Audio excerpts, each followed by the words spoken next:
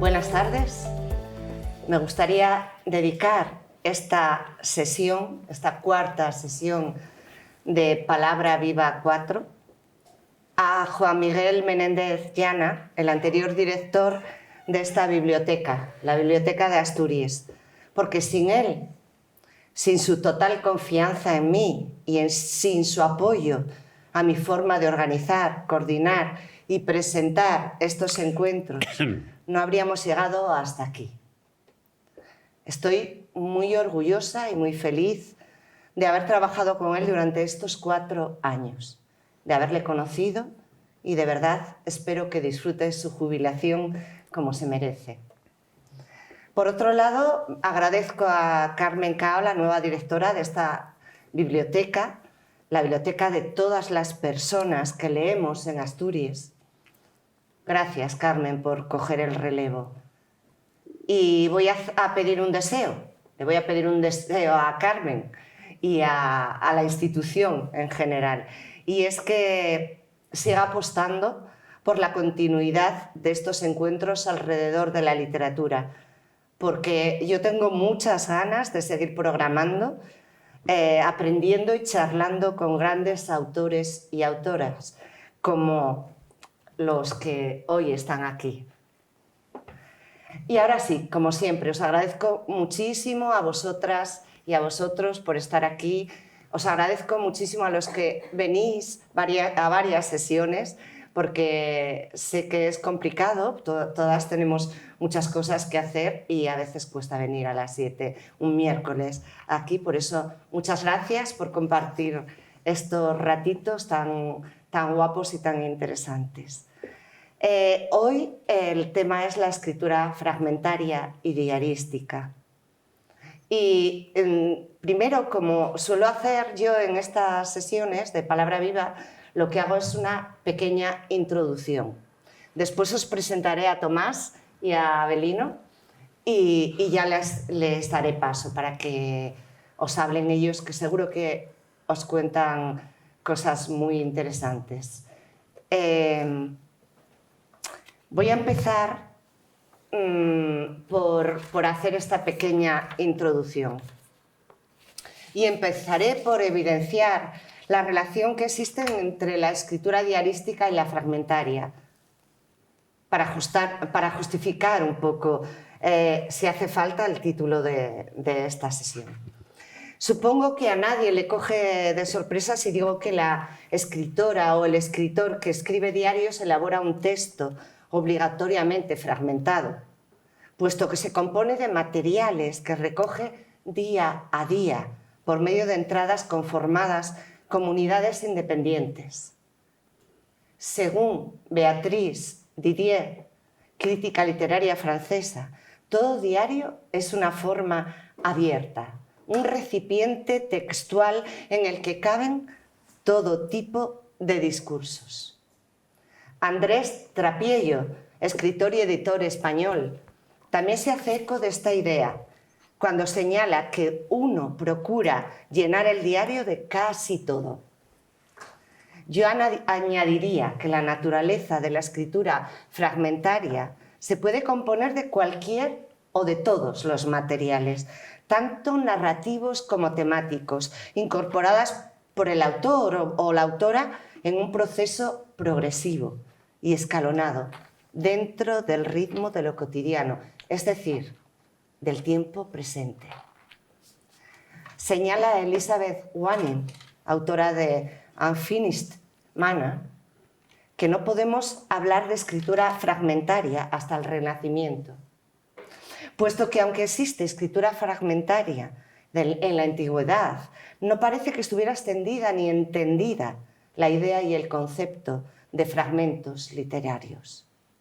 Es cierto que en el siglo XVI aparece la gran obra fragmentaria de Occidente, los ensayos de Montaigne, donde construye una suerte de retrato personal por medio de la inclusión de citas y referencias a acontecimientos históricos. Pero Elizabeth Wanning tiene razón.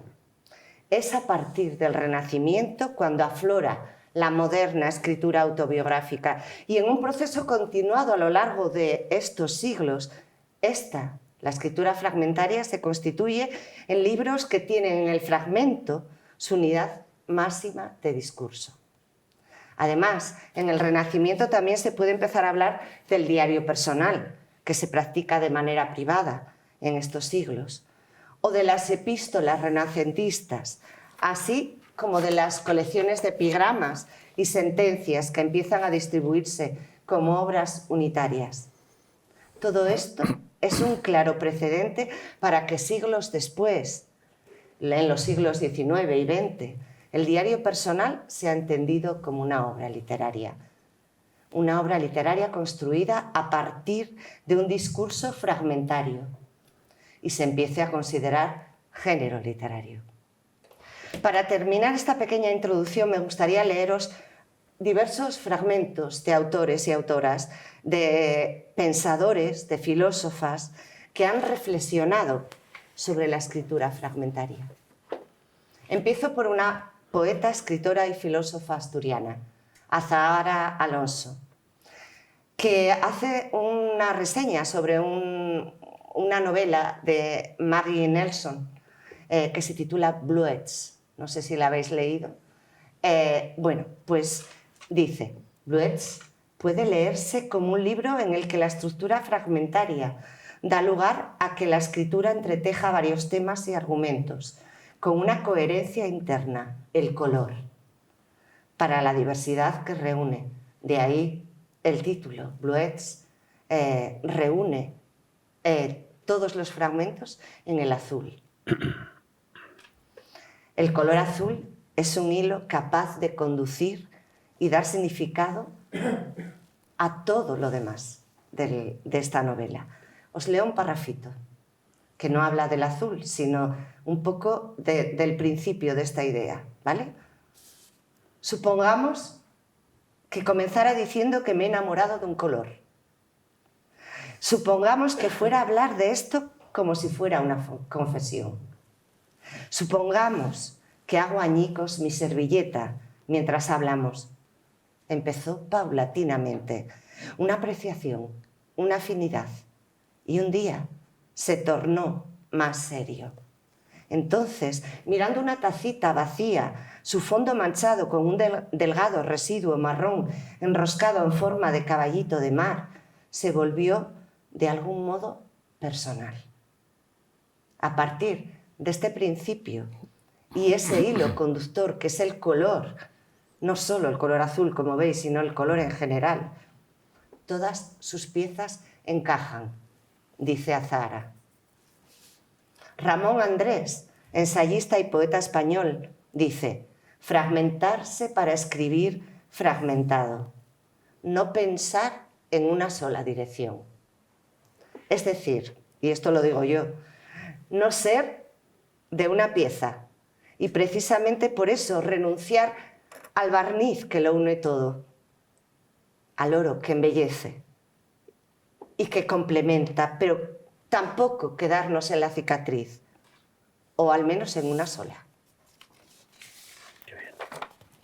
En la obra de Carmen Martín Gaite, una de mis escritoras favoritas, El espejo roto y el rompecabezas son imágenes complementarias que simbolizan tanto la problemática escisión del sujeto como la adopción de una estética fragmentaria, siendo la una la consecuencia de la otra.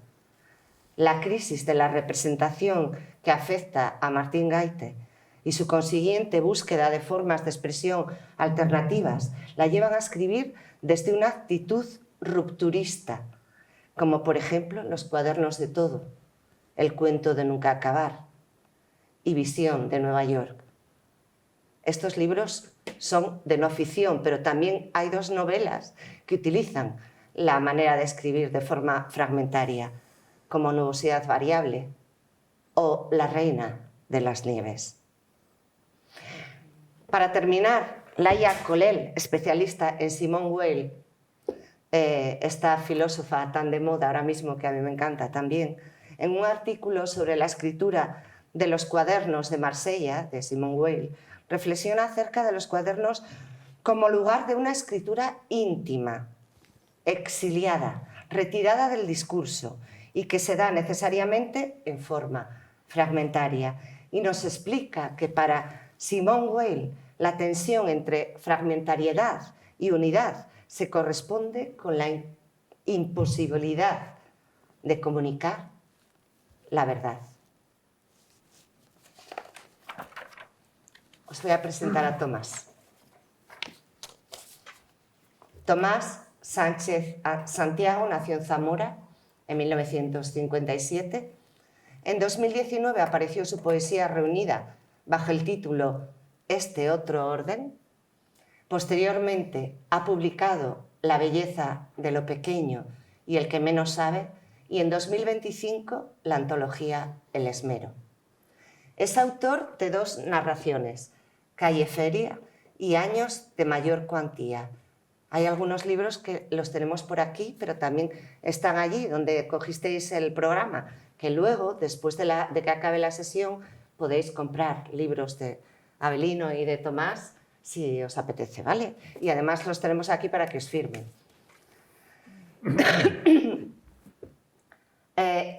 Os decía, es autor de 2 narraciones, Calle Feria y Años de mayor cuantía.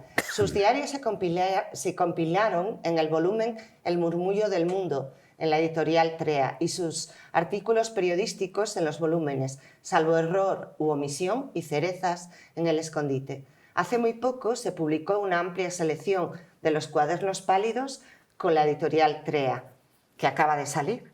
Este libro recopila la sección mensual que escribe Tomás y que aparece en la revista digital El Cuaderno.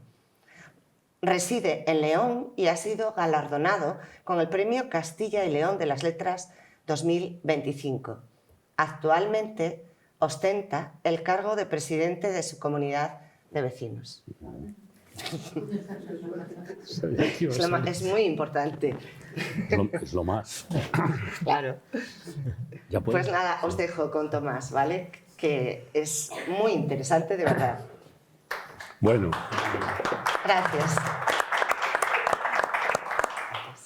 Pues buenas tardes. Se me oye, ¿verdad? Espero. ¿Se oye bien? Sí, yo creo que sí, ¿no? Vale. Buenas tardes. Bueno, Ana, gracias por haber confiado en nosotros. En gracias esta a vosotros. Pareja de zipizape que somos casi Avelino y yo, para venir a hablar efectivamente de esa escritura que tú has contorneado muy bien, ¿no? Porque es cierto. Cuando hablabas de Montaigne como una referencia ineludible, claro, yo creo que el diario, la escritura fragmentaria, la escritura de los diarios, tiene que ver con algo como la libertad, claro, entendida como queramos. Es decir, hasta el siglo XVI, la vida de los hombres y de las mujeres era una aventura controlada por el origen, controlada hasta por el oficio, tenían que seguir el oficio de los padres, aquella sociedad medieval gremial, etc. Era algo programado, ¿no? En el sentido lato de la palabra, y aquello no daba lugar a esa aventura llena de incertidumbre que es escribir un diario. Ramón Andrés hacía una reflexión que suscribiríamos cualquiera, y es que la escritura de un diario es una escritura, a mí siempre me gusta decir, tentacular, es decir, no va, como tú decías, Ana, en una sola dirección, no es una escritura monolítica, no puede serlo porque no hay ninguna vida monolítica. Y eso es lo que realmente yo creo que da carácter a la escritura de cualquier diario, de cualquier persona, en los que estamos aquí y todas las personas que escriben sus diarios, ¿no? Así que yo siempre digo que es una escritura errante. De hecho, lo que voy a leer aquí se titula así, una escritura errante, una escritura en la que quien escribe es el azar de los días. Yo por lo menos lo entiendo así. Yo tengo que hablar de mi experiencia personal. Sales y no sabes qué es lo que te vas a encontrar afuera. Puede pasar de todo. Y en ese poder pasar de todo es en lo que radica esa diversidad a la que tú te referías, Ana, y que todos sabemos que tiene que ver con la naturaleza de esta escritura. No hay una intención, no hay un alcance, no hay una predeterminación por parte del que escribe porque no sabes qué te vas a encontrar. En mi experiencia, una vez más, de escritor de diarios, de cuadernos, de libretas, yo soy un poco un trapero de las palabras, me doy cuenta de que a veces tengo que dejar de escribir así, y eso es cuando ya me estoy obligando a mí mismo a escribir un diario. Es decir, cuando salgo a la calle, traiciono lo que acabo de decir antes y digo, uy, a ver si encuentro algo para escribir porque hace 3 o 4 o 7, 8 días que no escribo, malo. Cuando a mí me ocurre eso, lo dejo, digo, ya está. Es decir, no soy yo el que tiene que forzar la escritura, sino que tiene que ser la propia vida, el azar de los días, como decíamos antes, el que tiene que marcar la pauta que uno va siguiendo hasta donde le lleve. En esa libertad, en esa incertidumbre, en esa errancia, es en lo que consiste para mí la escritura inevitablemente fragmentaria que es un diario. Y hasta ahí puedo llegar. Me decía Ana que teníamos que leer una especie de intervención más o menos sostenida. Me decías ahora que era un poco corta. No era obligatorio. No, bueno, pero ya está hecho, así que tengo que leerla. Claro. Era más larga, pero luego vi lo que traía Avelino y he estado rompiendo en el viaje 16 o 17 páginas, porque claro, no puede ser. Yo no sé si sorprenderá lo que voy a decir, será discutible o no, pero es lo que pienso y lo que llevo pensando mucho tiempo de la escritura de lo que es un diario. Verán, una escritura errante. En el imaginario colectivo siempre se ha asociado el diario a una llave y a una mujer que se aparta para escribir secretamente. En las habitaciones de los adolescentes todavía se pueden encontrar cuadernos de aquellos, acorazados como la piel de los rinocerontes y bien abrochados con un candado. Signos de clausura. Avisos de que se trata de un íntimo territorio privado, una llave y una mujer. Escritura secreta y escritura de los seres invisibles, socialmente invisibles, que no contaban en ninguna de las caras del mundo público. De modo que en principio un diario es eso, un acto de afirmación en la oscuridad. Los estudiosos de la llamada escritura popular saben que en los siglos pasados los diarios eran escritos como guiones de la memoria para rendir una cronología pormenorizada. Diarios de asientos comerciales, cuadernos marinos de bitácora, memoriales de expediciones. Pero también lo sabía con esa otra intención, una suerte de proclamación a tientas de que uno o una ha existido, de que se existe a pesar de todo, incluso a pesar de no contar para nadie. Creo que en este sentido podríamos hablar de la existencia de unos cuantos géneros que podríamos denominar así, los géneros de la constatación. Pienso al menos en 3 de ellos, el epitafio, el grafiti y el diario. En cada uno de ellos hay un yo de naturaleza distinta y hay también una unidad temporal diferente a la que remite directamente a aquello que se dice. En el caso del epitafio se trata de un yo ya desaparecido. El epitafio es un género caligrafiado por la muerte y de un tiempo que linda con el vértigo incierto de la nada. En cuanto al grafiti, remite a un yo oculto y seguramente clandestino y a un tiempo fugaz de relámpago, un transcurso achuchado entre 2 límites muy próximos, eso que se llama un lapso. El tiempo del diario, que es el género que ahora nos ocupa, debe ser, el presente inmediato del sujeto que escribe. En cuanto a su yo, ha evolucionado provocando una transformación importante que afecta al destino del propio texto. De ser un documento de signo privado y sin alcance preconcebido, se ha pasado a hacer del diario un género literario. Otro más. Este es el punto de partida de este breve texto. Tengo que empezar por esta convicción. Si el diario es un género literario más, puede alinearse sin problema junto a cualquier otra obra de ficción. Dicho así, se derrumba el castillo de naipes que hacía suponer que el diario es un género donde solo cabe la verdad, donde el yo es un chivato de sí mismo. Cartarescu dejó dicho alguna vez que la literatura no es el medio adecuado para decir algo real sobre uno mismo, y a eso habrá que atenerse si consideramos que los diarios han pasado a ser textos literarios, y la literatura es teratología, vuelvo a citar a Cartarescu, es decir, ciencia de lo monstruoso, de lo deforme, de lo anómalo. No cabe en ella el carácter incontestable de la escritura confesional, sea del signo que sea. El hecho de creerlo así se fundamenta en una obviedad que los diaristas profesionales conocen mejor que nadie. Cuando el autor de un diario sabe de antemano, antes de escribir una primera fecha y una primera línea, que esa escritura, por casera y ensimismada que sea, terminará desembocando en un libro, ya está entregando lo que escribe al territorio de la ficción, pues ya sabe que su obra, aun en ciernes, será pasto público. Y eso provoca un conflicto sostenido entre la sinceridad a tumba abierta y las reservas a la hora de contar. Ahí, en ese encontronazo, que inevitablemente termina a favor de la inexactitud en cualquiera de sus versiones, sea el disimulo, el escamoteo, la omisión, la hipérbole o la alteración de hechos y nombres, se acepta por completo que el lenguaje es una máscara que va a ocultar tanto como a revelar. Hay, pues, una depuración por parte de quien emprende un diario a sabiendas de que lo que está escribiendo es un libro, un documento de ficción que acabará mostrándose en un acto de signo literario como puede ser este de hoy mismo aquí, en Oviedo. Y es que la primera condición de un verdadero diario, para ser del todo creíble, es que no tenga alcance.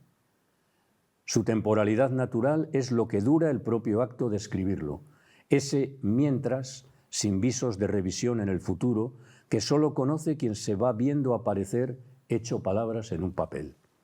La sede inicial y la sede final de esa escritura es la misma, aquel cuaderno con llave en que se está escribiendo, sin la intención de convertirlo todo en futuro fruto de imprenta. Por eso, los diarios se apartaban de los ojos del mundo y se trancaban, así lo diríamos en mi tierra, con una simbólica llave. Era un signo terminante. Prohibido el paso a toda persona ajena a la obra, parecía advertirse en el gesto. O mejor, peligro, no tocar, puedes saber lo que no te conviene. Permítaseme ahora relatar aquí una experiencia personal. Hace algún tiempo, en el club de lectura del que formo parte, alguien planteó una pregunta hablando de la naturaleza de un diario tras la lectura de la novela Fortuna de Hernán Díaz. La pregunta era: ¿escribiríamos el mismo diario si supiésemos que nadie lo iba a leer nunca o si supiésemos que iba a convertirse en escritura abierta? Al 100%, la respuesta fue no. Una escritura entregada a los demás pasa por un itinerario maquillado que implica sustracciones, modulaciones y hasta alteraciones en los hechos que se narran. Todo ello es aún más explicable cuando caemos en que el diario, concebido ab ovo como un texto literario, se lee en la misma actualidad de quien lo escribe. Dicho de otro modo, el presente del autor es o fue aproximadamente el presente de los lectores.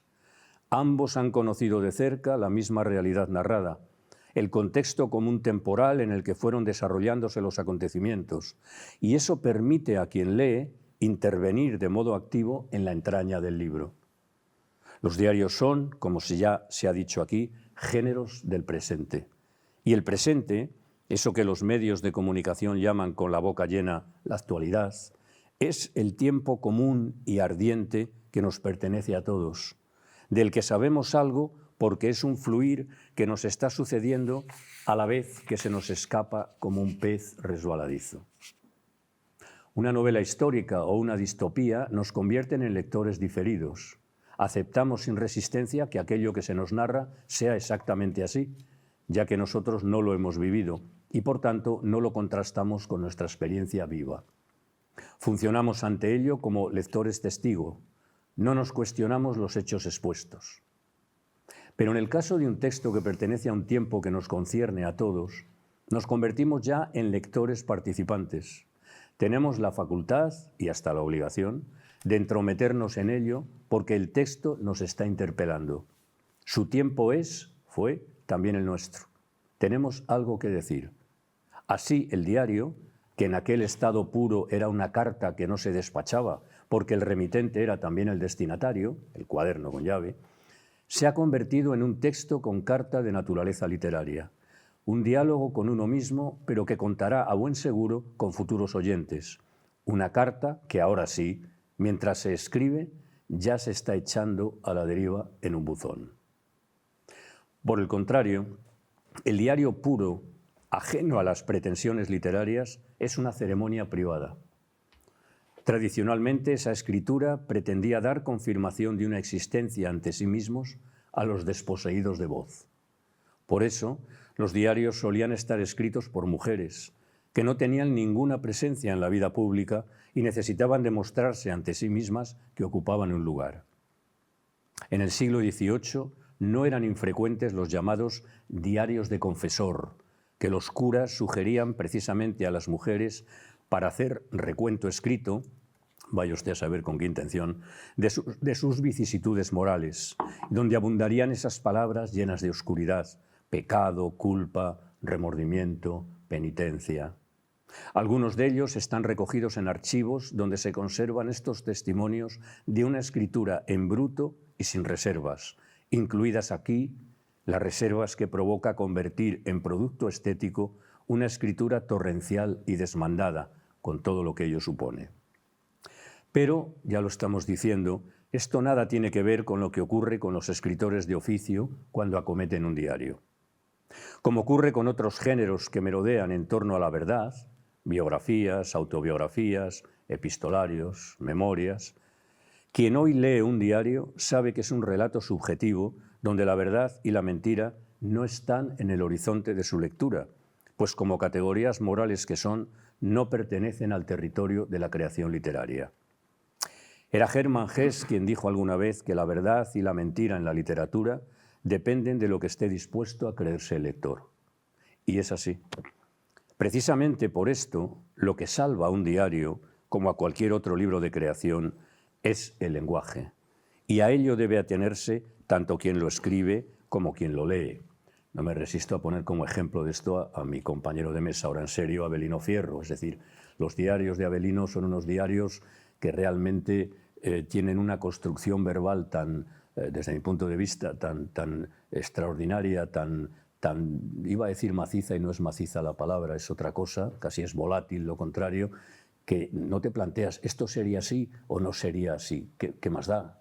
Realmente es extraordinario el testimonio porque es un lenguaje el que prima sobre todo lo demás, ¿no? Que luego eso haya sucedido así o no, da lo mismo. Una novela o una película son verdad porque son mentira.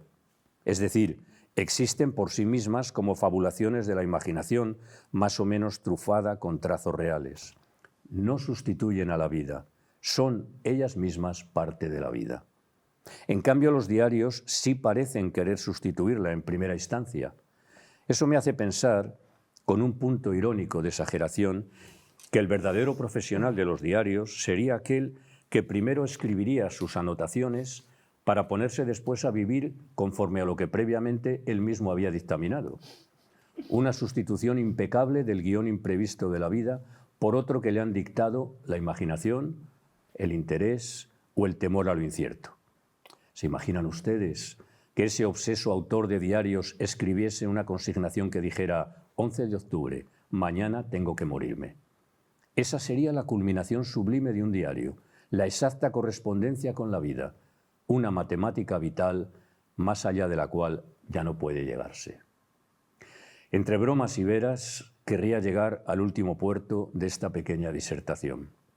En un diario se vive lo que se escribe lo que se vive, cabe en él también lo imaginado, lo que no sucedió y ahora debe suceder en la prótesis ilusoria de la escritura. Dejémoslo ahí. Terminamos así. Pero debo quitarme la máscara yo también. Quien ha teorizado hasta ahora como un clérigo sabelotodo es, asimismo, un escritor de diarios. Perdónenme. Ya lo ven, el comisario era el asesino. O sea, que después de haber oído todo esto, ahora deberán disculparme por cometer con golosa fruición, y desde hace mucho tiempo, el pecado de ejercitarme en la escritura de diarios, algunos de los cuales han ido saliendo en forma de libros, sí, una y otra vez, hasta ahora mismo. No me declaro inocente, ningún escritor lo es, pero sí quiero decir algo en mi descargo. En mis diarios, más o menos formales, he tratado de ser un merodeador capaz de actuar solamente desde la mirada, una mirada que he considerado siempre política, pues intentó cada vez emprender la misma subversión, apostar por lo pequeño, lo anodino, lo inadvertido, como anclajes seguros del mundo, al menos del mundo próximo al que puedo llegar. Y eso ya desafía la idea de que solo lo que brilla, lo que se atiende por quienes rigen los entramados sociales, es lo importante. En el mundo de la visibilidad, donde van primando los eslóganes, los titulares, las palabras altisonantes, los ambiguos lazos entre lo verdadero y lo falso, solo se me ha ocurrido ponerme cerca de eso otro que parecía destinado al desecho. Y mirarlo. Con eso es suficiente. Porque no poseemos, vemos, dice el verso de Claudio Rodríguez. Es decir, basta con mirar, con saber mirar, con intentarlo, para salvar lo que nos sale al paso en el ejercicio del merodeo, con esa escritura errante e imprevista, y solo es eso, para que ustedes comprueben hasta dónde pueden llegar mis contradicciones. Tras saber esto, confío en que no se sientan estafados tras esta monserga que termina aquí. Gracias por su paciencia. Bueno,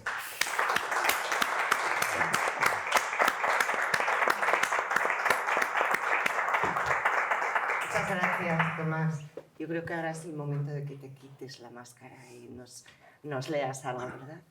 claro, todo es tan, no sé, tan controvertido que yo estoy aquí también porque acaba de salir este libro, Merodeo, acaba de salir la semana pasada, quiero recordar, que efectivamente es una selección de textos que yo voy publicando mensualmente en el cuaderno, la revista digital, y que, bueno, pues contradice todo lo que acabo de decir, porque la pregunta sería, ¿y tú por qué sigues haciendo eso, no? Si resulta que, bueno, pues no se sabe de dónde viene esa pulsión. Me conformo con leer, si les parece, unas cuantas muestras de esta escritura azarosa y voy a ir abriendo y leyendo casi sin detenerme, sin buscar previamente nada, porque yo creo que eso sí que le da razón. En todo caso, buscaré que no sea muy larga cada entrada, ¿verdad? Esa fiesta oculta de los mirlos en los árboles, la orquídea blanca y el fogonazo de su quietud, la majestad del castaño en flor con su añosa corpulencia de paquidermo, la falta de cuidado de los niños alborotados en el regreso de las escuelas, la flor de la escoba, que ya ha soltado lágrimas amarillas, esas tapias encaladas y largas como sueños que guardan el olor del sur, razones suficientes para seguir por aquí un ratito más, creyendo en la fértil efervescencia de lo inadvertido.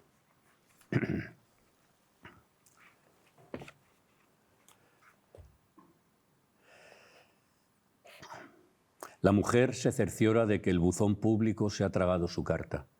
Levanta la lengüeta, barre un instante con la mano la oscuridad postal y se va tranquila. Deja su letra ardiendo ahí adentro, pendiente de otras manos que la conducirán a su destino. Los buzones. Quedan todavía en las calles estas figuras hinchadas y amarillas como grandes hongos urbanos. Y qué bien.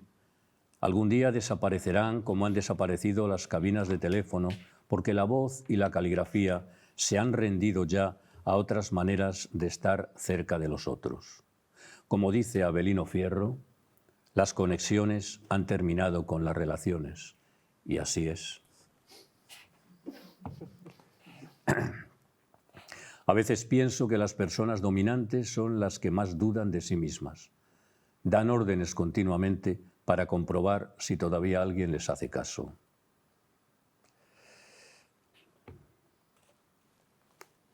Cuando dudes de la entereza del mundo, cuando todo estalle antes de que lo toques, cuando los ojos no distingan las hermosas arrugas de las cosas, cuando los sueños ya no sean compartidos y con sus vértices fríos te golpeen ciertos nombres dañados por un ruido de lágrimas, cuando todo eso vaya llegando, tú busca todavía las asas firmes de la oscuridad y agárrate a ciegas a ellas.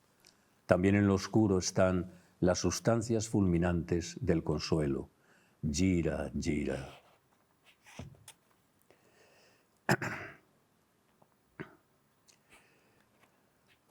Cuerpo indefenso y pelado, La luna de agosto cae sola sobre el valle.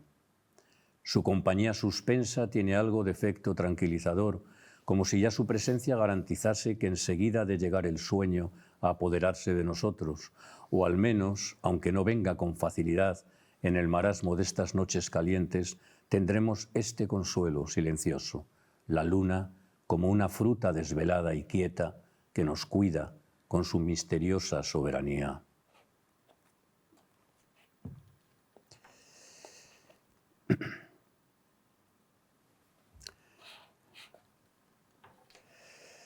Tiembla el agua en las piscinas abandonadas.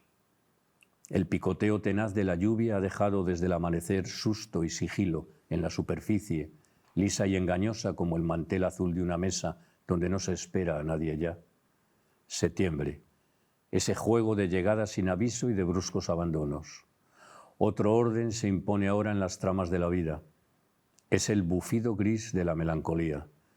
De pronto han desaparecido las costumbres. Se retiran las sillas de las puertas y a los niños se les esconde antes en las casas. Pierden prisa las cosas. De lo alto de los parques caen las primeras campanadas de las castañas. Es que viene el otoño a hacerse sitio entre nosotros. Curso habitual de muchas conversaciones de sobremesa. Primero se habla de la corrupción política. Todos son iguales. De la facilidad de obtener relaciones ventajosas para ganar dinero a toda costa. Ellos son los primeros que pasan de cumplir con la ley. Unanimidad enardecida. Pero de pronto se impone un golpe de timón. Alguien debe pagar una factura de alcance y pregunta cómo podría esquivar, al menos, el IVA. Siempre hay soluciones. Entonces ya no se habla de corrupción, no interesa hacerlo, sino de supuestos abusos fiscales del Estado. Es que siempre pagamos los mismos, que legitiman nuestra posibilidad de escamotear impuestos. Asentimiento general. Y alguien deshace por fin el nudo. Déjalo de mi mano. Todos nos corrompemos conforme a nuestras posibilidades. Es siempre así. La mendiga rumana que pedía limosna a la puerta del supermercado ha cambiado de sede y ahora está en plena vía pública, guarecida en el porche escueto de un comercio cerrado. Le pregunto cómo es que ha cambiado de sitio. No me dejaban seguir allí. Me dijeron que era propiedad privada. Hablar a los desposeídos de propiedad privada es una obscenidad semejante a dejar barbaridades y crudezas en los oídos de los niños. Un atentado contra la inocencia.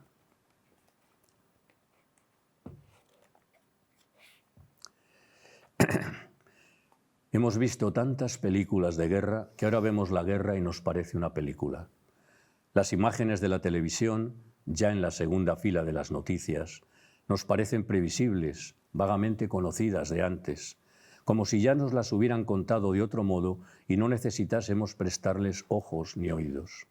Esos rostros tiznados de los soldados ucranianos, esos uniformes del color del cemento, ¿se habrán inspirado en la estética bélica de alguna película? Nada extrañaría que dentro de algún tiempo sugiriesen la temática de un desfile de moda en París. Banalizar lo dramático es el primer paso para hacerlo desaparecer de nuestras conciencias. No, la realidad no es del todo verdad, eso parece, así que escapamos de ella a toda vela y sin remordimientos, justificándonos de cualquier modo. Como oí decir el otro día a una profesora de la universidad, no quiero ver nada de esta guerra, a mí tampoco me ayudó nadie cuando lo necesité. Siempre se encuentran razones para el desentendimiento. Más adelante, cuando individuos de alma metálica decidan terminar con esta guerra para empezarla en otro lado, diremos en voz alta que no fue para tanto.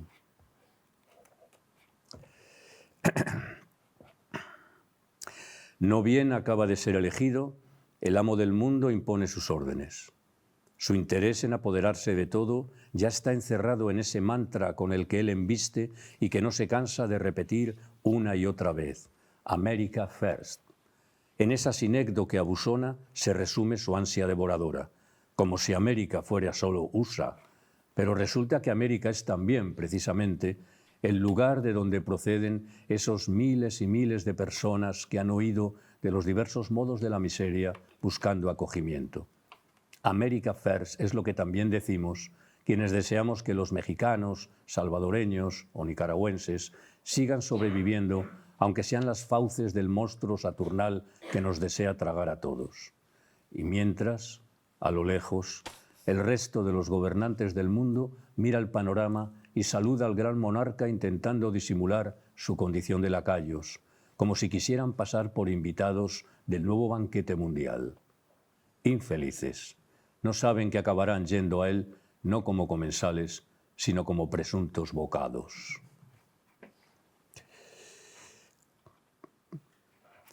Hay una parte, y voy a terminar ya porque creo que me estoy alargando, en que, bueno, el libro yo no he hecho nada más que escribirlo. Es decir, no, en serio, ahora no es ninguna tontería.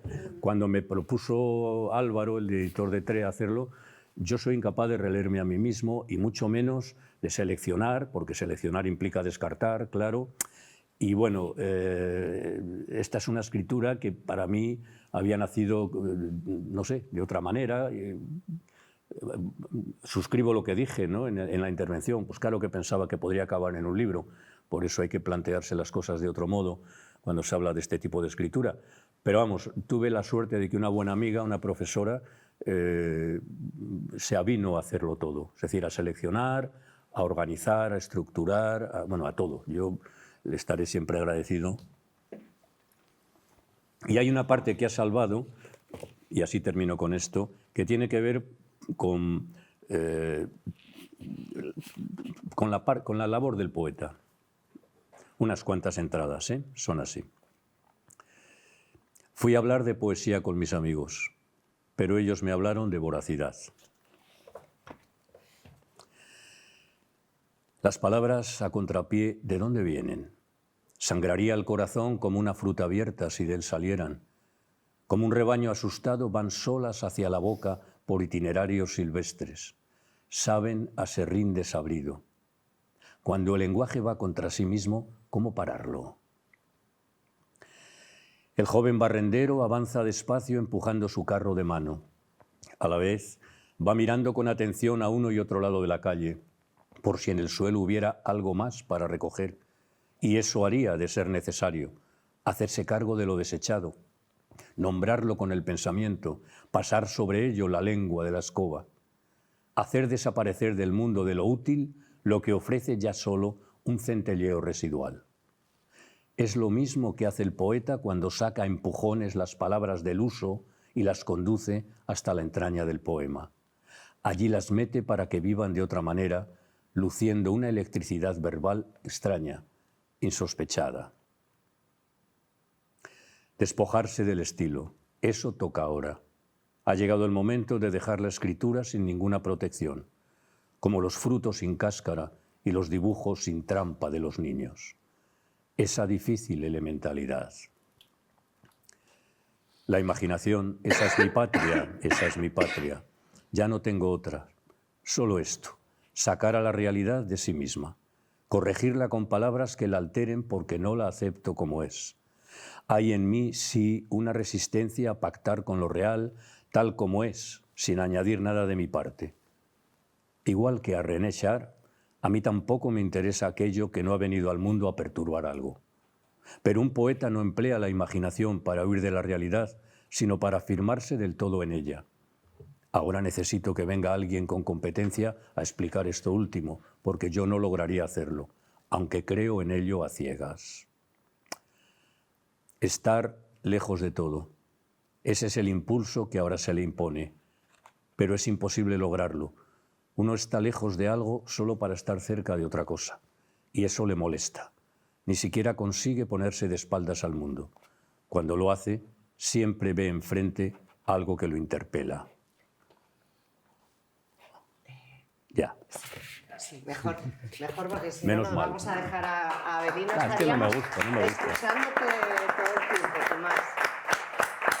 Voy a presentar a Avelino, más que nada porque después queríamos charlar con vosotras y con vosotros. Y a mí me parece muy importante dejar un tiempo al final que podáis comentarnos cosas y eso. Entonces tampoco quiero que nos enrollemos mucho ahora, ¿vale? Os presento a Avelino. Avelino Fierro nació en Chozas de Arriba, en León, en 1956. Es fiscal, labor que compagina con la de narrador y diarista. Ha colaborado en las revistas Clarín, Suroeste y Sibila. Es autor en el campo literario de los dietarios Una habitación en Europa, 2010-2012, Ciudad de Sombra, 2013-2014, La vida a medias, 2015-2016, Contratiempo, 2017-2018 y Días sin rostro, 2020-2021, publicados todos ellos por Eolas Ediciones. Además, ha publicado el epistolario Estatuas de Sal con Ediciones Franz, 2020, los textos reunidos en calendario, Días contados, 2021, y el ensayo La belleza del caminar con Eolas también, en 2023. Vamos a escuchar a Avelino. Bueno. Hola, buenas tardes a todos. Gracias, Ana. Hola, Tomás. ¿Qué pasa? ¿Que no le he dado al micro? No, sí, pero acércatelo, a lo mejor. Sí, tienes que acercarlo un poquito más. A ver, ¿lo podemos poner Sí, así sí. de lado? Ahí va. Ahí va. ¿Eso improvisaste lo de las conexiones han acabado con las relaciones? ¿O No, no. lo atribuyes a mí? O... Bueno, eso te lo he leído yo a He ti. leído los cuadernos pálidos, no me acuerdo de esa frase. Bueno, gracias de todos modos por eso y por llamarme macizo. Sabe que no está aquí mi mujer, que es amiga común, que a mí me corrige, me quita las comas y a ti te hace unas fotos estupendas. Eres macizo y lento, macilento, vamos, una palabra. Yo quería deciros a todos que lo mío tiene bastante más mérito que lo de Tomás. Lo digo porque yo no soy poeta. Yo no soy poeta y entonces él sale con ventaja. Y ahora tampoco sé que yo no tengo amiga que me estructure, que me acabo de enterar de que te... Son tremendos, expurga, ¿eh? expurga. Está casi todo el tiempo. Que no. Que Pero no, bueno, que yo no. no soy poeta Venga, y además... a lo tuyo que nos pasa el Y tiempo. además tampoco Venga. gasto libretas como él, ¿no? Hombre, es que yo tengo que sacar pecho y decir que lo mío también merece la pena, porque lo de Tomás es una auténtica delicia. Sí. Lo habéis oído, os recomiendo que lo leáis. Yo voy un poco a rebufo, tira. pero le digo desde hace una temporada que estos dos librinos que hay aquí de la belleza, Son que han una editado preciosidad. como 50 o 60, los mejores con diferencia son el suyo y el mío. La belleza de las pequeñas cosas y la belleza del camino. Yo estoy muy satisfecho de ese librín y el tuyo me ha encantado, lo sabes. La escritura es mirada, eso lo dice un gijonés, amigo común que hemos hablado hoy de él, Jordi, y hablando de Auster, ¿no? En lugar del mirada y lugar desde el que mirar. Y también es detalles, empezó Stendhal, lo dice Joseph Pla. Los diarios nuestros no están mal, pero yo les recomendaría, lo tienen que conocer si son lectores, el cuaderno gris de Joseph Pla. Bueno, yo tenía 30 y pico folios, pero me han recomendado que me atenga un poco más al tiempo. Y voy a hablar, tengo materiales aquí un poco viejos, de una entrevista ya de hace un tiempo, larga, reescrita por la periodista con mis notas, mis sugerencias, pero que la verdad que lo llevo bastante bien. Cristina Fanjul, una periodista del Diario León que nos trata muy bien a todos, ¿verdad?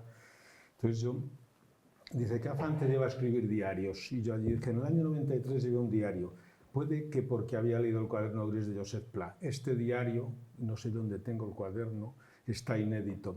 Pero llegó mi amigo Manuel Vicente González, Manolo Cerebro, porque era jugador de fútbol, era un 10 que la tocaba muy bien y era cerebro para los amigos, y me obligó a escribir Una habitación en Europa, el primero de mis libros publicados que comienza con esta frase: esto es un diario por encargo. Y en todo ese libro hay un tira y afloja, contiene referencias al fastidio de tener que escribir. Él me pide que le envíe más folios y yo le digo que me deje tranquilo, que no me agobie, que no soy un escritor profesional. A Manolo, ese es el origen de esa petición, yo le había enviado 2 cuentos. En uno recordaba un viaje con amigos a los Ancares, creo que lo titulé Llamadas interurbanas. Y en otro narraba un suceso verídico, una tarde-noche trapisóndica en la que mi amigo José, aquí pongo ese punto José sevillano, y yo nos corrimos una juerga que pudo acabar mal.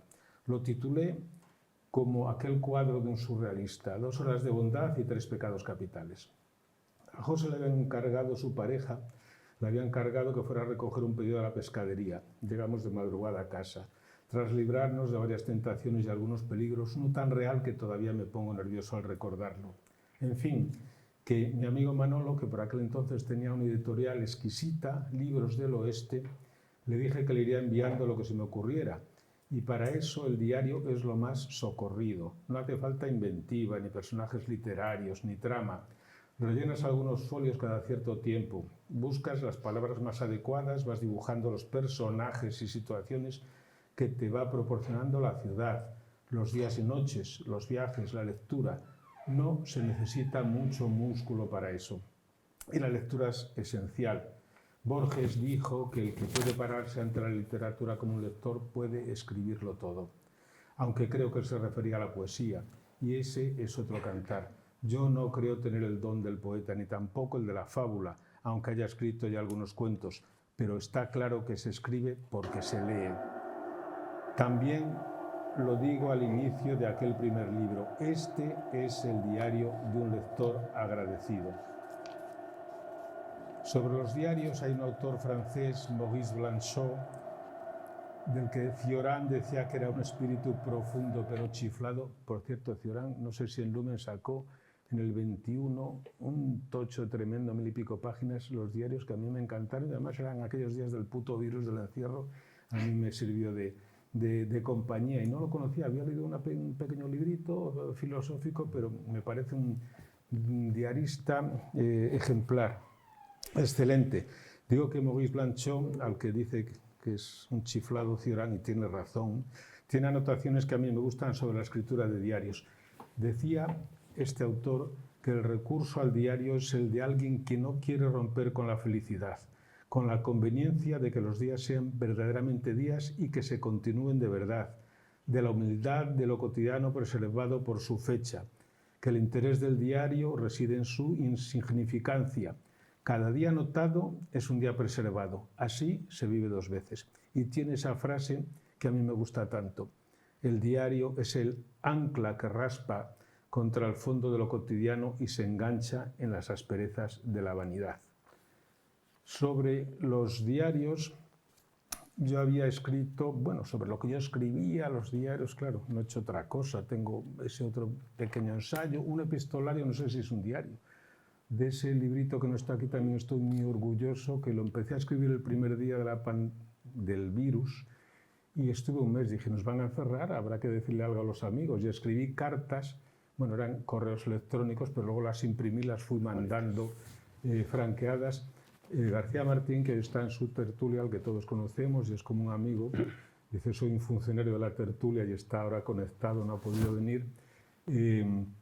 Dice, si las redes tenemos, hay un enganche desde hace tiempo Lillo. Yo odio las redes sociales y él es un gran, si lo leéis, que seguro que sí, es un gran defensor.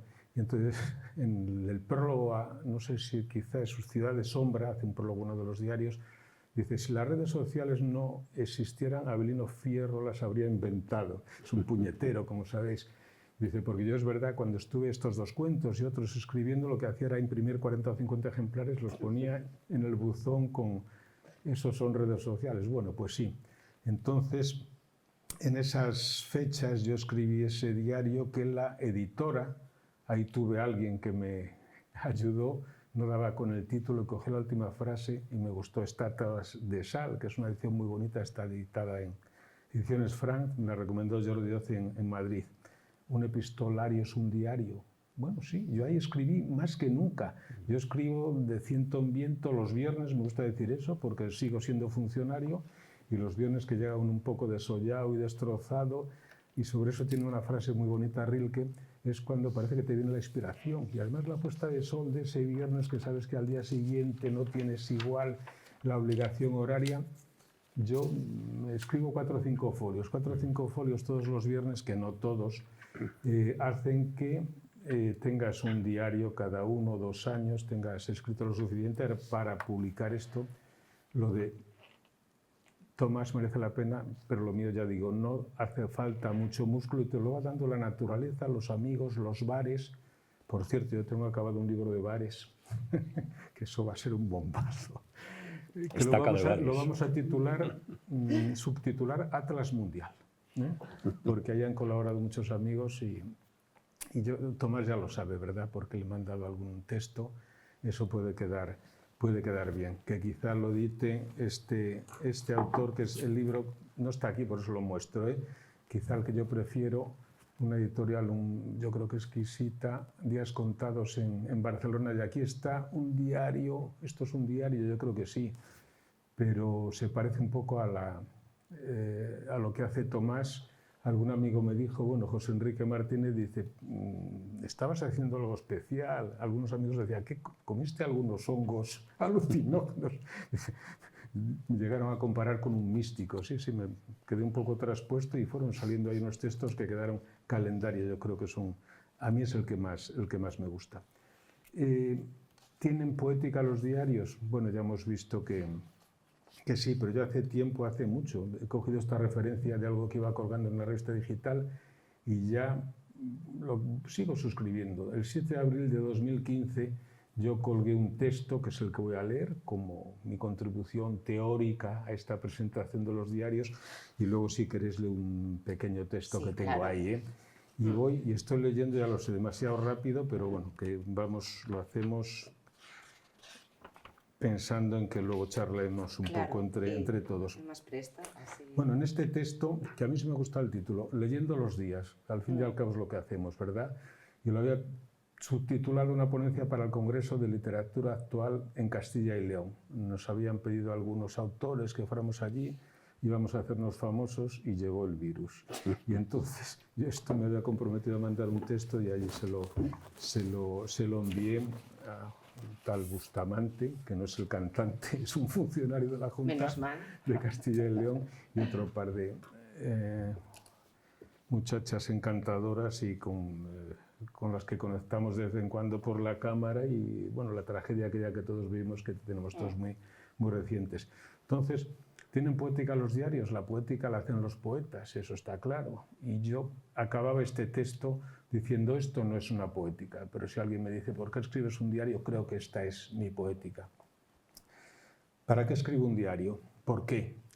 Quizá ahora podría explicarlo, para reproducir el instante en que la luna brillante de este Jueves Santo se eleva en la noche clara y sin viento, y en la habitación la música lleva de un lado a otro un polvillo de emociones y recuerdos, para dejarlo fijado aquí, creyendo que la escritura puede copiar la realidad, ser un espejo de este momento, de esta luz incierta, de esta leve melancolía, para sorprender la verdad de este fragmento de vida, para detener el tiempo, para coleccionar destellos de los días pasados, para desprender alguna pepita de oro de entre la informe ganga mineral de las horas iguales, del zumbido inexorable que produce el aleteo de los pájaros negros, de las noches que se ciernen.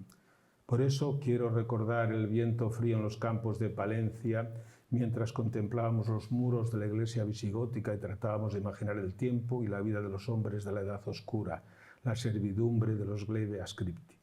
Lugares y palabras antiguas nos acompañaban, también un cielo que parecía difícil de describir, y la ancha llanura salpicada por algún cerro, una llanura casi desesperante de la que el ventarrón había ahuyentado a los pájaros.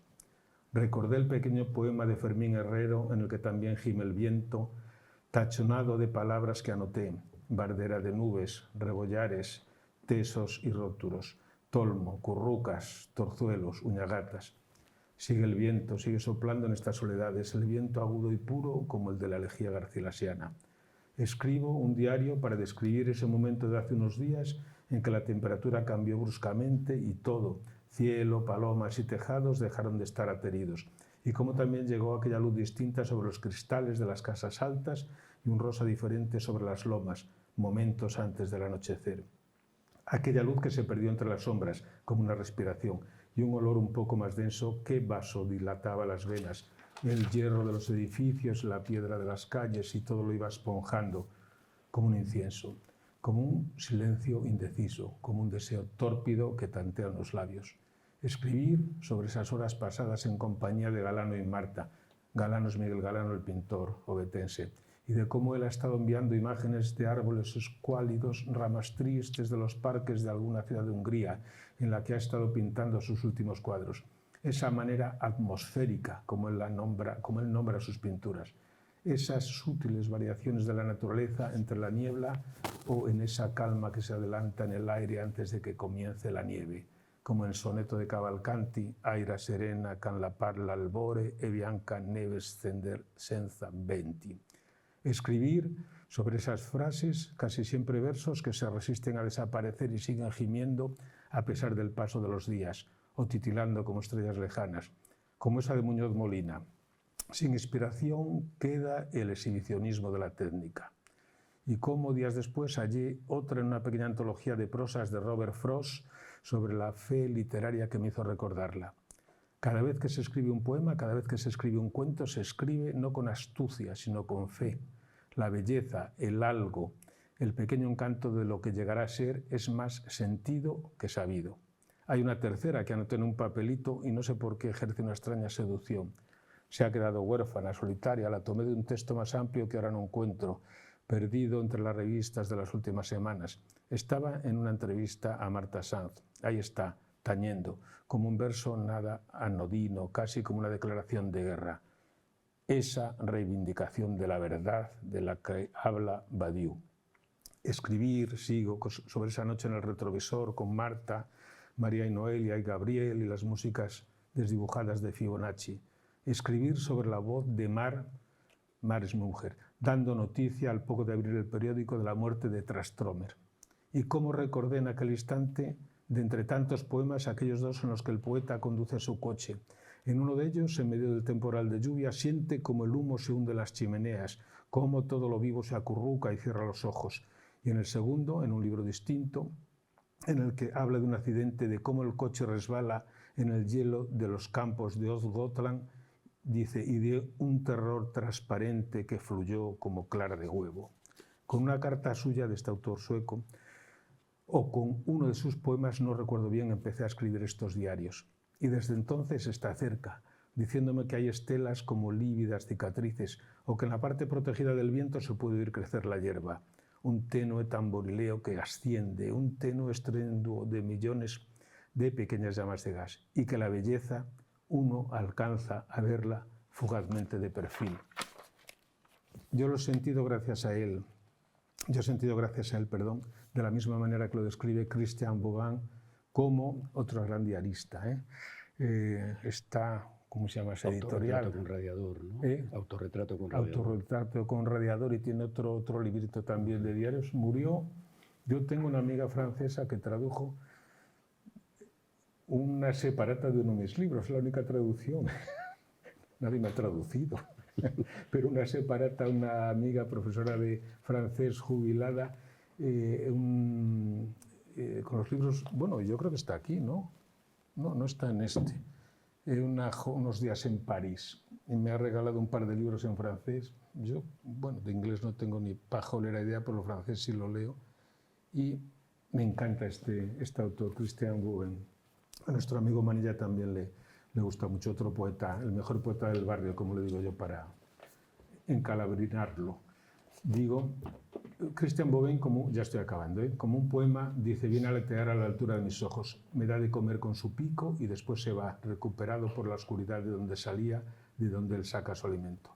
También de este autor francés envidié una frase, una sensación que yo he sentido tanto y no he sabido poner en palabras. Es así. No me muevo, mantengo los ojos cerrados y escucho el rumor del mundo por la ventana entreabierta. A lo lejos pasan unos coches.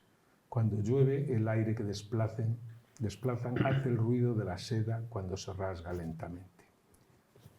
Ahí acaba la frase, esa búsqueda, digo yo, de la expresión necesaria, memorable, ensamblada, le mot juste. Escribir sobre libertad, es mi nieta, leyendo absorta un libro de cuentos. Algunas veces lo hace en voz alta para que yo la sienta. Esa manera de descubrir y nombrar el mundo, esas palabras y sílabas entrecortadas son como una música primigenia, difícil y hermosa. Escribir un diario para apurar este tiempo que calla y huye, para notar que los sueños se posan en mis ojos, para no sentir el miedo del futuro, para que mis pies se mojen en la espuma de los días, para sentirme a veces feliz, para transitar un poco más atento por este mes de abril, para refugiarme, sentirme protegido, villarme, buscar un lugar más mío, un cobijo, para hacer que cuando salga de esta habitación en penumbra, llena de libros y bañada por la luz fría de la luna, quede temblando una luciérnaga, una lucecita azul como esa que protege el sueño de los niños, para que en ella quede habitando un poco el amor. Esta es la no poética de lo que a mí me lleva a escribir los diarios. Claro. Y estaba en este Precioso. texto, bueno, no sé si os ha gustado, yo encantadísimo, Sí, pero bueno, una no poética que dice por qué escribimos. Bueno, por qué escribo yo y Tomás también está Sí, sintiendo. estoy de acuerdo. Bueno. entonces nos lees... Hay otra frase preciosa que digo, a mí es de Álvaro García, un gran traductor, buen poeta, Vale. aunque se ha echado un poco a perder. Hace su primer libro, a mí me encantó. La noche junto al La álbum. noche junto al Álbum. Sí, eso es qué bien, un poeta adolescente. Bueno, no era un Rimbaud, digo por edad, pero es mejor que Rimbaud. Y tiene, yo creo que es el mejor traductor de Auden, para mí. A mí Auden me gusta. Y dice sobre el oficio de poeta, que es lo que llama la atención de este autor. En un prólogo que tiene él, me parece que es a otro tiempo, que está editado en Pretextos, dice limpieza de mirada y conciencia del oficio. Eso vale para los poetas, pero creo que para todos. Limpieza de mirada y conciencia del oficio. Saber ver lo que importa y hacérnoslo memorable.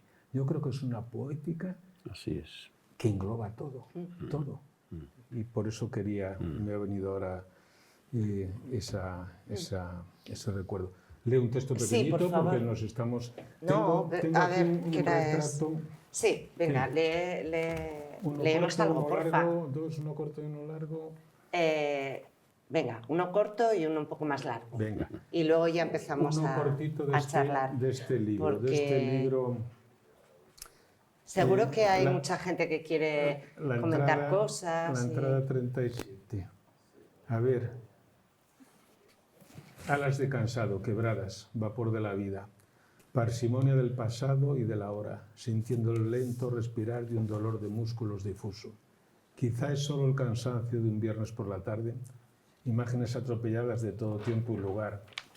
Yo adolescente bajo un árbol, mascando un tallo de hierba.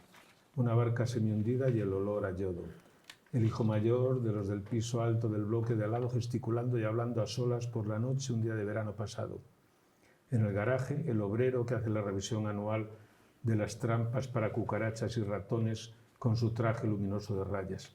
Y la luna llena que lo amparaba por encima del tejado de placas transparentes.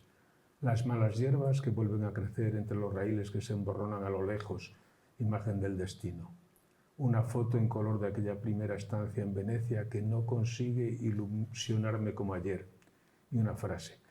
La sorpresa de Florencia, que se renueva en cada viaje, el ligero recodo del Arno, también mal iluminado por la noche en sus orillas, desde la plaza Goldone, la línea siempre áurea de los edificios, el despliegue de las calles. Esto es el diario de Ennio Flamiano.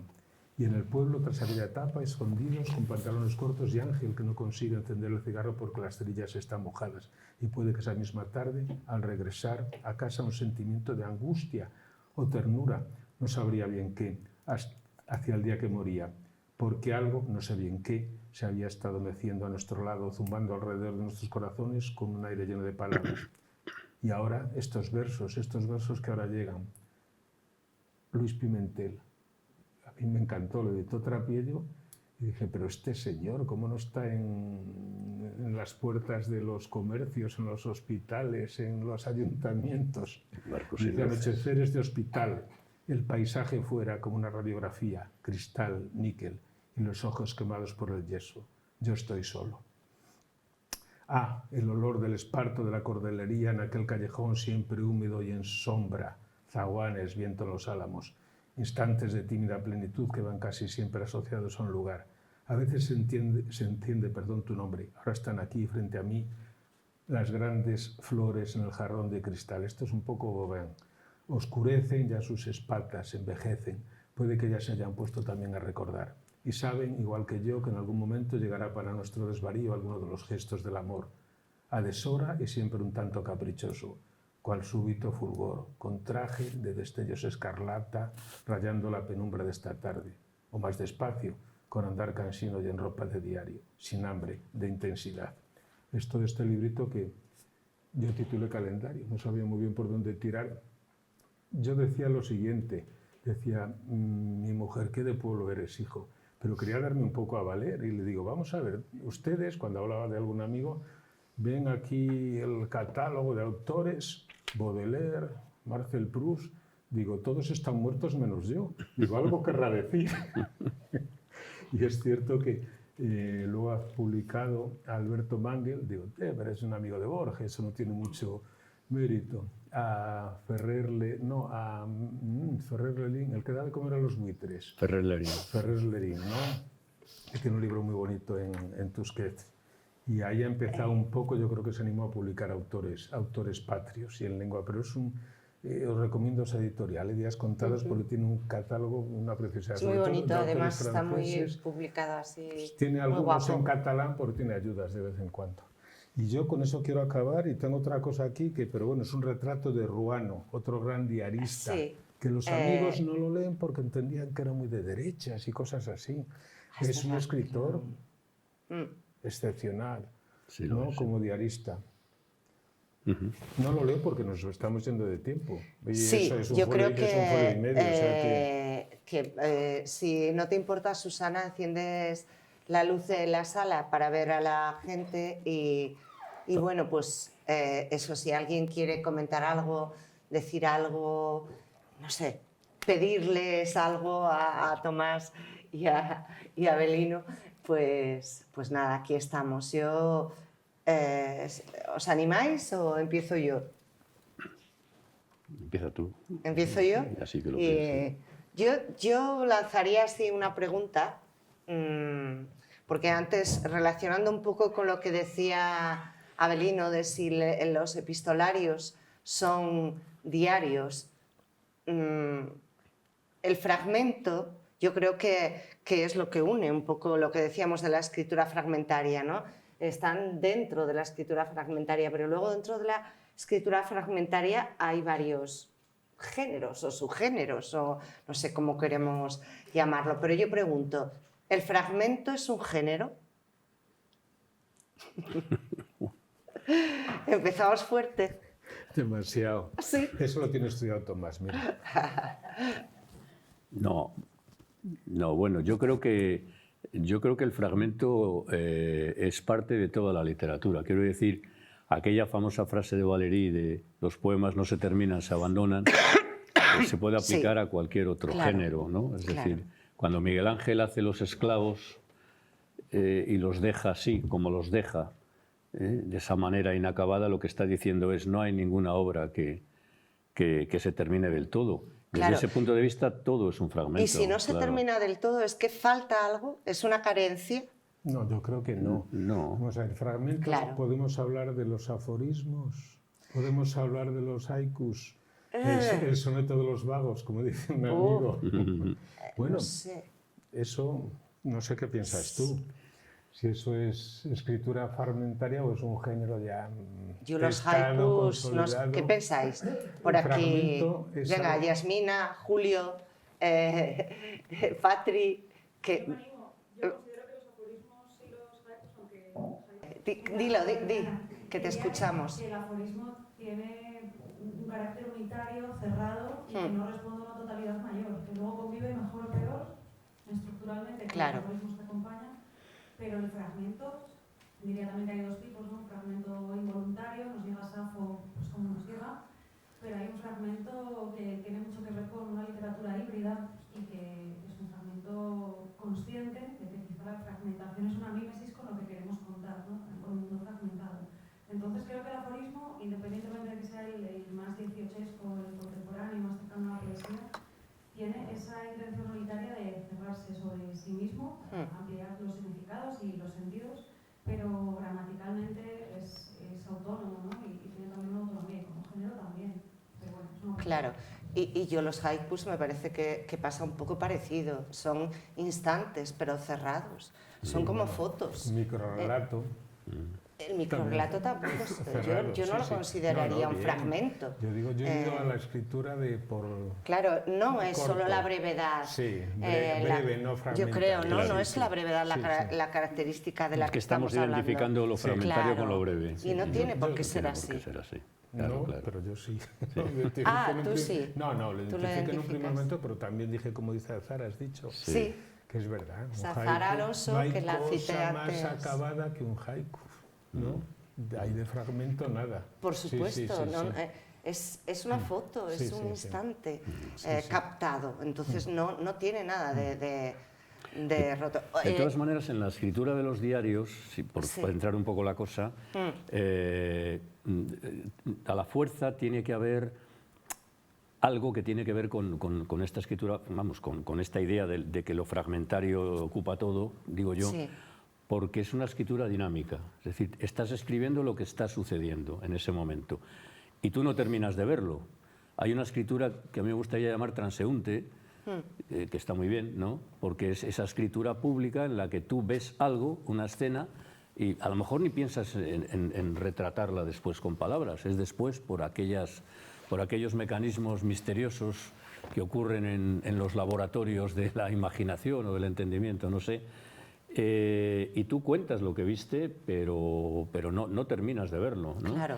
En las películas se ve muy bien. Esas películas que no acaban con el colorín colorado, este cuento se ha acabado, sino que mucha gente cuando va al cine, todos tenemos algún amigo o amiga que dice, pero bueno, y al final termina así, qué sosa, y tú dices, bueno, como la vida. ¿Qué termina en la vida? Ni siquiera lo quedamos por clausurado nosotros, ¿no? Octavio Paz tenía en este sentido eso sí, eso ya no es un fragmento, es una frase lapidaria, para seguir con lo que decía Zahara, pero decía, cuando define la vida, dice, la vida es un absoluto quizás. Un absoluto quizás. Es decir, no hay nada que demos por terminado en la vida. Y yo creo que la escritura responde un poco a eso y no le queda más remedio que ser también parcial y fragmentaria. ¿Sí? Hay una conversación que tuvo Vilamatas con Gonzalo Tavares, en el que decían que la narrativa tradicional había muerto y que la realidad se había roto en pedazos.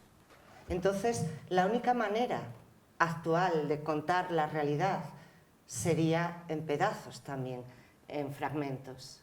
¿Qué pensáis? Bueno, eso está en Eliot también, ¿no? Cuando en La Tierra Baldía nos habla de esa visión de que la vida no es más que un montón de jirones, ¿no? Claro, yo creo que eso lo tenemos todos ya muy claro. Hay unos versos de Eloísa Otero, una poeta de León, últimamente muy claro también, que dice, cuéntame la verdad, pero a ver cómo me la cuentas. No es ninguna tontería, ¿no? Es decir, no podemos hacernos cargo de la verdad, no podemos hacernos cargo de casi nada. Lo único que podemos hacer es llegar a intuir en ese despedazamiento natural que es la existencia y que es la vida, llegar a intuir que lo tenemos que relatar no creando una forzada unidad, sino, bueno, pues casi estamos hablando casi de aquello del rizoma, ¿no? Hay distintos centros en todo lo que lo que uno se aventura a querer contar. No solamente hay un centro y todo lo demás gira alrededor de ello. Y por eso hablábamos al principio de una escritura tentacular también, ¿no? Porque la vida también es eso, es una sucesión de tentáculos. Yo sí creo que es imposible el querer contar la vida como un absoluto monolítico. Tú empleabas esta palabra al principio, porque no lo es, pienso yo, ¿eh?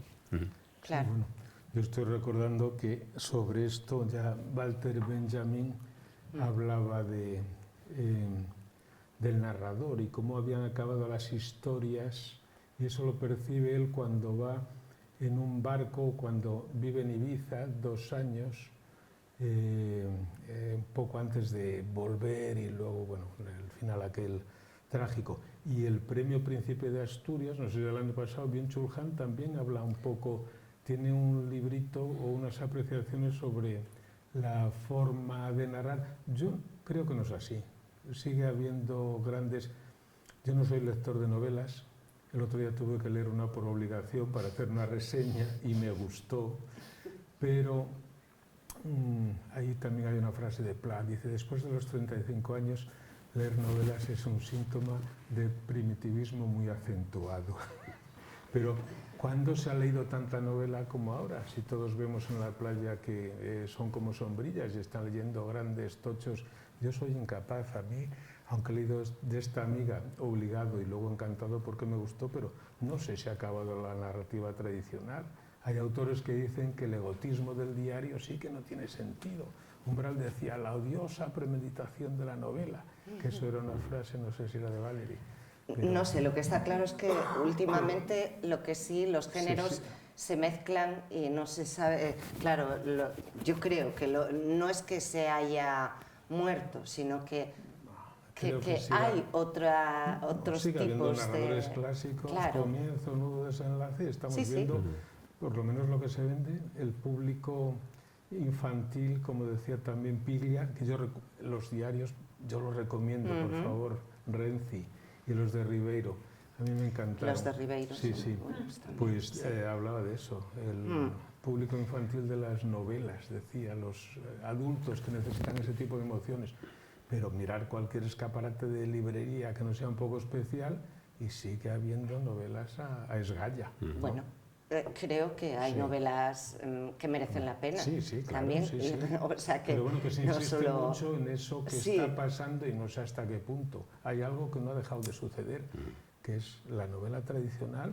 Desde el 19 sigue estando. Sí, mira, mañana se va a hablar aquí, yo creo, en esta misma sala de Chirves, de Rafael Chirves, que yo recomendaría humildemente que vinierais porque es quien viene a hablar, Álvaro Aceves, a mí me parece quien mejor entiende a Chirves en España y por lo tanto pues en el mundo, hay que decirlo, ¿no?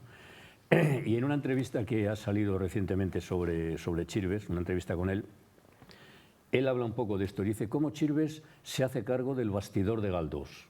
Es decir, Chirves reivindica a Galdós en el sentido de que no le hace falta experimentar. Lo que sí hace es, bueno, no sé si la fórmula es esta, está bien expresada por mí, poner al servicio ese mismo bastidor, ese planteamiento, nudo, desenlace, ponerlo al servicio de otra dinámica narrativa. Y entonces hay una especie como de retroalimentación, ¿no? Sí, de todas formas, ¿por qué hay que elegir?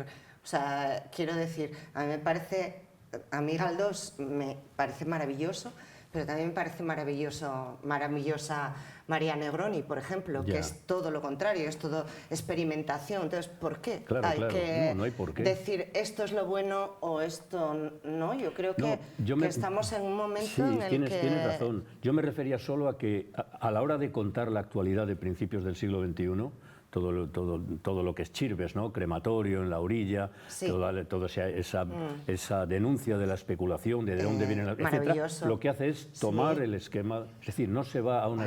Es más, él criticaba mucho a los narradores de los 80 que se alejaron, decía él, de los verdaderos problemas de la sociedad por entrar en experimentaciones narrativas. Esto ya es muy discutible, claro. Claro, es que eso se puede aprovechar. Depende. También Álvaro Aceves es su tesis, ha publicado un libro que es parte de su tesis, pero es un chico jovencito, profesor de literatura, amigo común, y sí es verdad que eso que cuenta sobre Chirves me parece que desdice un poco esas afirmaciones que estamos haciendo hace un rato, o eso que está ahí, ¿no? Eso que está ahí. Está por ahí Fernando que quiere comentar algo. Sí, yo de esto que dices, Tomás, yo creo que esa novela a la que alude Avelino, que está en los escaparates, yo creo que son unas novelas que destacan por su nuevo compromiso con el lenguaje y que solo se le sostiene por la trama, lo cual es algo muy poco literario, porque la trama también tiene una serie de televisión o una película, ¿no? Y siguiendo el ejemplo que ponía Tomás de Chirves, en su intervención Tomás, cuando hablaba de sus diarios, hablaba de esto, ¿no? Del compromiso con el lenguaje. Yo creo que el propio Chirves se dio cuenta de ello en su momento, esto se ha mejorado que todos nosotros.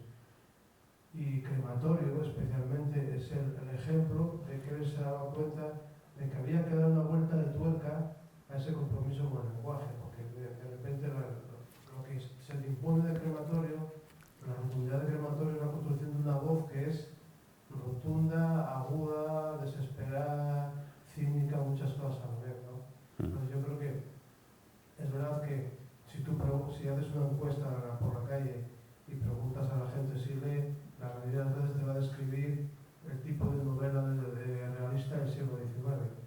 Pero es verdad que al hilo de lo que estás diciendo, también hay una preocupación por un discurso agotado en escritores que se preocupan por su propio oficio, ¿no? Yo acabo de leer la última novela de Patricio Prom y es una apuesta en común, es una apuesta, perdón, crítica de todo esto que estáis hablando. Es decir, es una novela que se astilla en distintas notas a pie de página, ¿eh?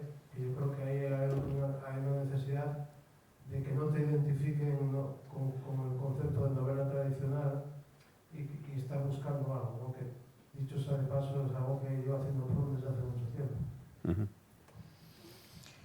Bueno, y siguiendo con los fragmentos y los diarios y todo esto, el fragmento se supone que tiene una definición de ruptura, pero ¿qué rompe en realidad un fragmento? ¿Qué rompe y qué aglutina también varios fragmentos? Lo abro para todas y para todos, ¿eh? Que me prestaría que lo pensarais. Bueno, no sé, el fragmento ya, si se considera como fragmento, se está considerando como unidad. O sea, aquí entramos un poco en un Claro, bucle... en un bucle... Sí, en una posición, ¿no? Claro. Sí, sí, claro. Pero bueno, es interesante también hablar de esa, claro que de sí. esa oposición, ¿no? Es una unidad, pero a la vez es una parte. Y entonces, ¿qué rompe y qué aglutina? ¿Qué es lo que intentamos cuando escribimos escritura fragmentaria o cuando escribimos un diario? ¿Entendéis la pregunta? No mucho. Más, ¿no? No mucho. Vaya, vosotras tampoco y vosotros, ¿no? Mucho, Quiero sí. decir, si nos ponemos a escribir un diario, ¿queremos que sea un todo o queremos que sean varios todos? Ya. No sé si está más claro ahora. Sí, esa explicación a mí me piace, me parece que es más razonable. Vamos a ver, yo no me propongo más o menos en esa poética, lo digo, el diario, al diario te lleva bueno, no sé si la imaginación o la mentira, no sé si en el diario tiene que estar la verdad, pero te lleva, a mí al menos, lo que te vas encontrando en las lecturas, en los atardeceres, en las relaciones con los demás. Entonces yo no tengo intención o voluntad, sí, de captar los fragmentos de la vida. Y entonces yo lo de fragmentar solo lo entiendo así. Vale. Fragmentos de los días y de la vida que pasa. Pero no creo que sea una escritura fragmentaria, sino que es de momentos determinados.